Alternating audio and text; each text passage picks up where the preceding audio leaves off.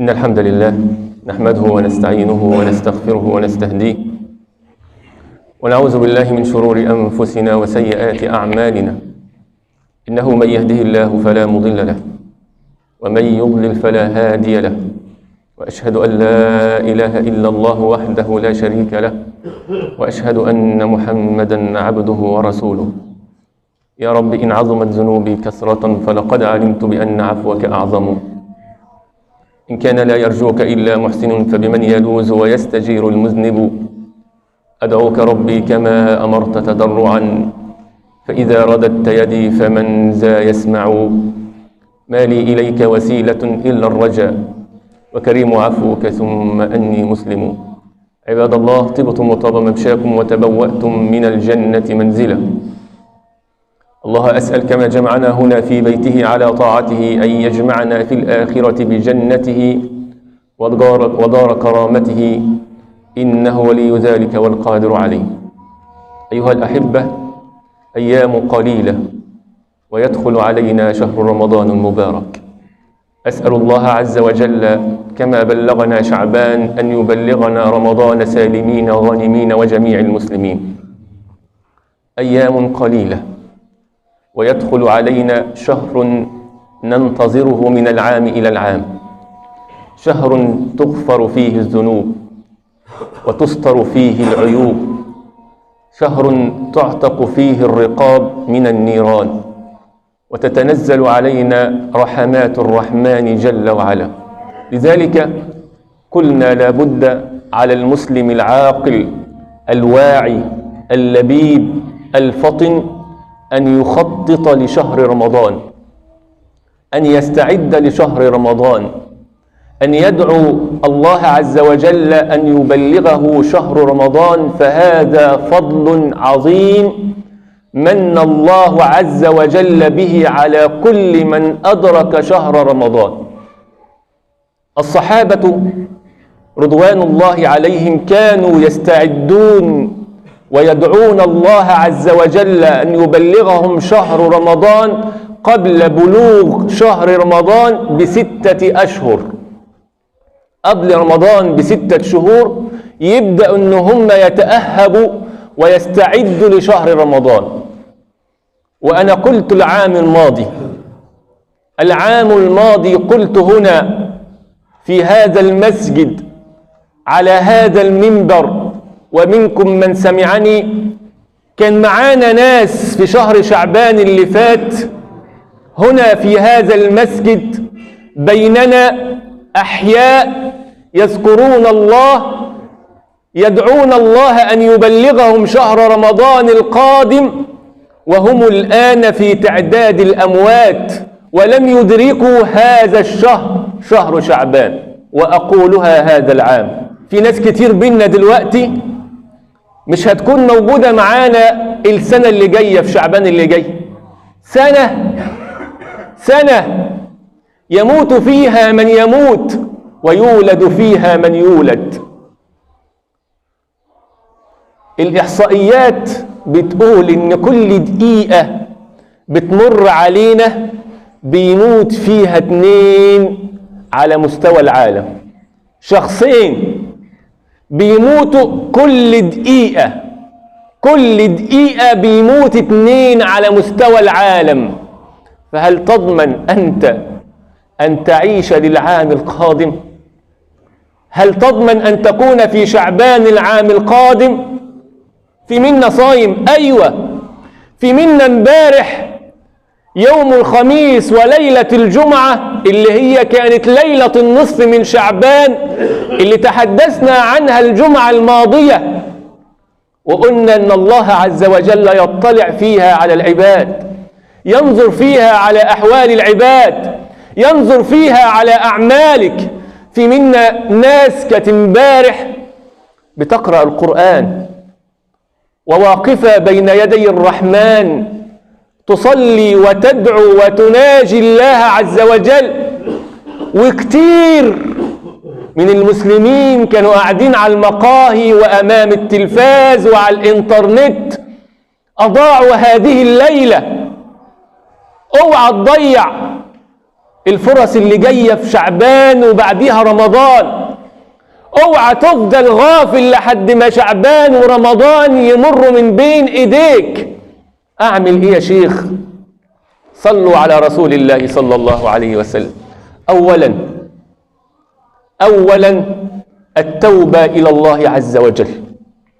ايوه، كل يوم توب الى الله عز وجل، لاننا كل يوم بنعصي الله عز وجل، فلا احد منا معصوم.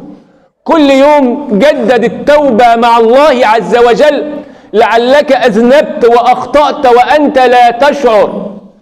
فالتوبة دائما.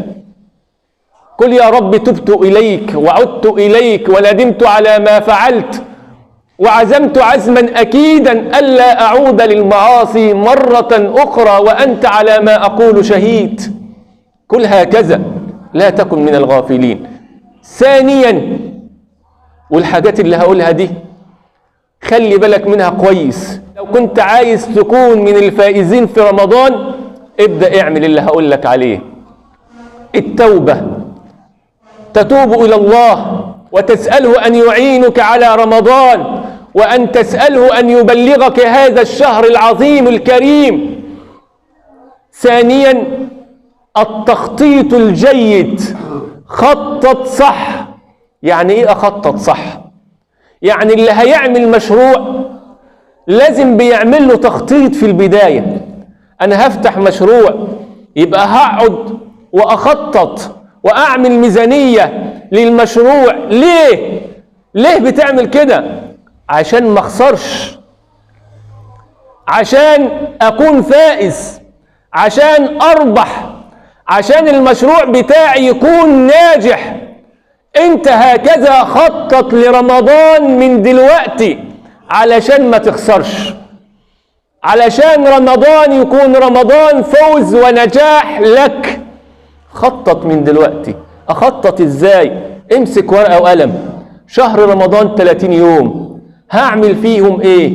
هصلي الايام ورا مين؟ هختم القرآن مع مين؟ هراجع القرآن مع مين؟ هسمع دروس فين؟ هخدم الصائمين في أي بيت من بيوت الله؟ هشارك في الصدقات ازاي؟ هكفل الأيتام ازاي؟ هعمل ايه وايه وايه؟ خطط من دلوقتي. ايوه لازم تخطط، لازم عشان تنجح ومشروعك ينجح لازم تخطط من دلوقتي. اخطط هصلي فين وورا مين وهسمع مين، اخطط هعمل ايه. ما تسيبهاش كده وتقول يا عم سيبها على الله لما يجي رمضان يحلها ربنا. لا، خطط صح. هتعمل ايه في رمضان؟ يا ترى هتأدي رمضان السنة دي زي السنة اللي فاتت في اللهو واللعب، ولا هتقضيه في الطاعة والعبادة؟ ثالثا، بعد أن تخطط جيدا، ثالثا هيئ هذا القلب. هيئ القلب.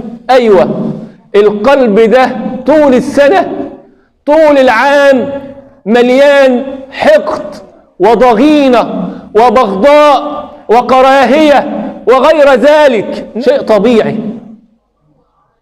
علشان كده لازم تفرغ قلبك هذا من كل هذه الأرجاس. لازم تخرج كل اللي في قلبك ده، لازم تهيئه للطاعة. يعني ايه هيئه؟ يعني ابدأ بقى عوده على القرآن، ابدأ عوده على القيام، ابدأ عوده على ذكر الرحمن، ابدأ عوده على الصدقة، ابدأ عوده على صلة الأرحام. ابدأ امسك هذا القلب، فإن هذا القلب هو الأساس.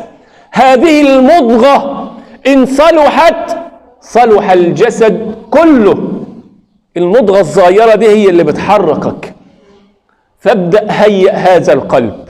لو ما دربتش قلبك دلوقتي وهيئته رمضان هيفضل زي ما هو، هيفضل زي ما هو. رابعا والأهم، رمضان هذا غير أي رمضان مضى. أيوة، قل لنفسك كده، قل لنفسك إن رمضان اللي جاي ده لو ربنا من علي ووصلت الرمضان، لو ربنا من علي وبلغني شهر رمضان، سيرى الله عز وجل مني في هذا الشهر ما لم يره مني طيلة الحياة. قل لنفسك كده، قل لنفسك إن رمضان اللي جاي ده مش هيكون زي أي رمضان عدى عليا. ليه؟ زي ما قلت لك في بداية الخطبة، قل لنفسك إن رمضان اللي جاي ده هو آخر رمضان ليا على وجه الحياة. الرمضان اللي جاي ده أنا هحضر رمضان ده وخلاص، مش هعيش للسنة اللي جاية. اوعى تمني نفسك إن لسه العمر طويل والحياة جميلة. لا، الموت يأتي بغتة، الموت يأتي للكبير وللصغير. لا أحد منا يعرف أين يموت ومتى يموت. لا، علشان كده قل لنفسك إن اللي كان موجود معانا العام الماضي والسنة دي مش موجود معانا، السنة اللي جاية أنا اللي هكون مش موجود معاكم.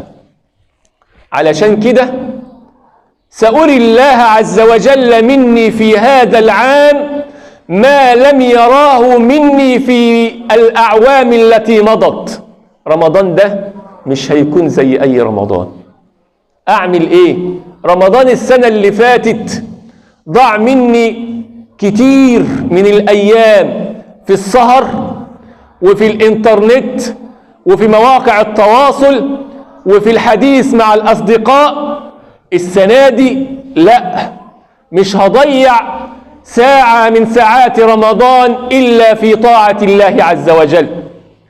السنة دي هقفل الفيسبوك واليوتيوب والياهو والماسنجر، هقفل موقع التواصل اللي بياخد مني ساعات وبيضيع مني أوقات ليست في طاعة الله عز وجل. رمضان اللي فات يا شيخ قضيت نص كله بين النوم واللعب. أنام طول النهار عشان ما أحسس بالصيام، وأقوم الليل أفطر وأجري على القهوة أقعد مع أصحابي واتسامر لحد السحور. لا، رمضان ده هقضيه قرآن وذكر ودعاء وعبادة وطاعة ومشاركة في إفطار الصائمين وإكفال الأيتام وبحث عن الفقراء الذين لا يجدون طعام وبحث عن الفقراء الذين لا يجدون ملبس. رمضان ده هفوق رمضانات اللي فاتت. ضيعت مني ساعات قدام رامز والمسلسل والتلفزيون والمشاهدة. رمضان ده لا، كل ساعات رمضان طاعة لله عز وجل. يا أخي اتعب شوية، يا أخي اتعب شوية. 30 يوم اتعبهم لنفسك مش ليا ولا لغيرك. يا أخي دوس على نفسك شوية في الطاعة والعبادة، اكسر شهوات النفس والهوى، امسك زمام نفسك. ما بقدرش اتحكم في نفسي، خليك قوي يا أخي. يا أخي ده اللي بيسافر سنة وسنتين وثلاثة في الغربة بيقول لازم أشقى وأتعب وأجتهد. ليه؟ علشان أأمن مستقبلي ومستقبل أولادي لما أنزل. أنت مش عايز تأمن نفسك يوم القيامة؟ مش عايز تأمن نفسك من نار جهنم؟ اتعب واشقى شوية في رمضان 30 يوم وكل شيء متهيأ ليك. أبواب النار مغلقة، الشياطين مسلسلة، الروحانيات في رمضان، الدعوات مستجابة، أبواب الجنة مفتحة وغير ذلك. كل الأسباب مهيئة. اتعب شوية عشان تأمن مستقبلك مش في الدنيا، لأن المستقبل الحقيقي والأمان الحقيقي هناك يوم القيامة. أسأل الله أن نكون من الآمنين يوم الفزع الأكبر. أمن مستقبلك في الآخرة قبل ما تأمنه في الدنيا. أمن نفسك من نار جهنم قبل ما تأمنها هنا من الخسارة. الأمان الحقيقي أن يؤمنك الله من عذاب القبر وفتنة القبر ومن هول القيامة، ثم أن يؤمنك الله من عذاب النار. أسأل الله عز وجل أن يؤمننا جميعا. أقول قولي هذا وأستغفر الله العظيم لي ولكم. الحمد لله رب العالمين، ولا عدوان إلا على الظالمين. الحمد لله الذي رفع السماء بلا عمد وبسط الأرض على ماء جمد وقسم الأرزاق بين عباده فلم ينسى منهم أحد. أيها الأحبة، أصلح قلبك قبل رمضان، أصلح حياتك قبل رمضان، خطط لرمضان قبل أن تدخل عليه حتى تكون فيه من الرابحين الفائزين. من الأسباب التي تعينك في رمضان أن تمسك هذا اللسان. هذا اللسان أمسك عليك هذا. شايفين اللسان ده هو اللي جايب لنا الكافية والله. اللسان ده هو اللي جايب لنا كل المشاكل والبلاوي والمصائب. لذلك أبو بكر الصديق رضي الله عنه، أبو بكر خليفة النبي صلى الله عليه وسلم، كان يمسك بلسانه ويقول: لساني هذا أوردني المهالك. ده اللي جايب لي المهالك، ده اللي مضيعني. لذلك من دلوقتي درب نفسك انك تمسك لسانك شوية. بطل تتكلم على فلان وعلان، بطل تغتاب الناس، بطل تتحدث في أعراض الناس، بطل تأكل في أعراض الناس. وقف لسانك شوية. ربنا سبحانه وتعالى خلق للإنسان أذنين ولسان واحد حتى يسمع أكثر مما يتكلم. احنا ماشيين بالعكس، بنتكلم أكتر ما بنسمع. اقفل بقك شوية. معاذ يقول للنبي: يا رسول الله، أو نحن مؤاخذون على ما نقول؟ الكلام ده احنا مؤاخذين عليه. فيقول النبي له: سكلتك أمك يا معاذ. شوف لفظ النبي: سكلتك أمك يا معاذ، وهل يكب الناس في النار على وجوههم، وفي رواية على مناخيرهم في النار، إلا حصائد ألسنتهم. فهذا اللسان روده من الآن على أن يصمت أو يتحدث بخير. قال النبي صلى الله عليه وسلم: من كان يؤمن بالله واليوم الآخر فليقل خيرا أو ليصمت. فعود هذا اللسان من دلوقتي إن يقول خير. ليه؟ عشان ما تخشش رمضان وتبدأ تقعد مع أصحابك على القهوة: البنت الفلانية معدية ليه؟ رايحة فين؟ والتليفون وهذا الرجل، وهكذا، وتغتاب وتنم، وكل ذلك في ميزان سيئاتك، ولا حول ولا قوة إلا بالله. كذلك من الأمور التي تعينك على الاستعداد لشهر رمضان والإصلاح من نفسك: اختار الصديق قبل الطريق. يعني ايه يا شيخ؟ قبل ما تدخل على طريق رمضان شوف مين هيدخل معاك، او بمعنى اصح وادق شوف انت هتدخل مع مين. اختار الصديق قبل الطريق. يعني ايه يا شيخ؟ صلوا على النبي صلى الله عليه وسلم. عايز اقول للشباب: لو كنت عايز صحيح تفوز برمضان، اركن اصحابك بتاع الدنيا شوية. صاحبك ده مش هو اللي هياخد بإيدك، ولا هو اللي هيعينك، ولا هو اللي هيسندك، ولا هو اللي هيكون معاك في شهر رمضان. اختار الصديق قبل الطريق. قبل أن تدخل على رمضان دور على الصحبة الصالحة، دور على اللي يعينك وياخد بإيدك لله، دور على اللي لما يلاقيك هتقع يسندك وما يضحكش عليك. يعني صاحبك اللي بيتارك الصلوات ده مش هينفعك. صاحبك اللي لابس سلسلة وانسيال ومسقط البنطلون ده مش هينفعك. صاحبك اللي مقطع البنطلون من على رببه وعامل شعره زي ما انتوا شايفين وعارفين ده مش هينفعك ولا هيسندك ولا هياخد بإيدك في رمضان. صاحبك اللي مقضي أيامه وساعاته على الإنترنت والشات والمحادثات ده مش هينفعك ولا هياخد بإيدك في رمضان. صاحبك اللي مقضي ليل ونهار ونهار وليل ده والله ما هينفعك. صاحبك اللي بيتكلم عليك في ظهرك وبيتكلم على أصحابه معاك ده هيتكلم عليك وبرضه مش هينفعك في رمضان. أمال مين يا شيخ؟ دور على اللي لما تقعد معاه يقول لك قال الله وقال رسول الله. دور على اللي لما تقعد معاه يعرفك ويقول لك لماذا فرض الله علينا الصيام، وايه الحكمة من الصيام، وايه هي فرائض الصيام، وايه هي مبطلات الصيام. دور على اللي يقول لك تعالى نقرأ آيات الله، تعالى نختم جزء وجزئين. دور على اللي لما تكسل يرن عليك ويقول لك يلا عشان الأيام بدأ، تعالى نصلي النهاردة ورا الشيخ فلان صوته طيب، تعالى نصلي في المسجد الفلاني العدد كتير. دور على اللي هيعرفك طريق ربنا سبحانه وتعالى. دور على اللي لما تقع يسندك ويقول لك قال رسول الله صلى الله عليه وسلم. اختار الصديق قبل الطريق. لو عايز تفوز برمضان اختار اللي يسندك ويقف جنبك ولما تقع يقومك، مش هو اللي يبقى عايزك تقع علشان يضحك عليك.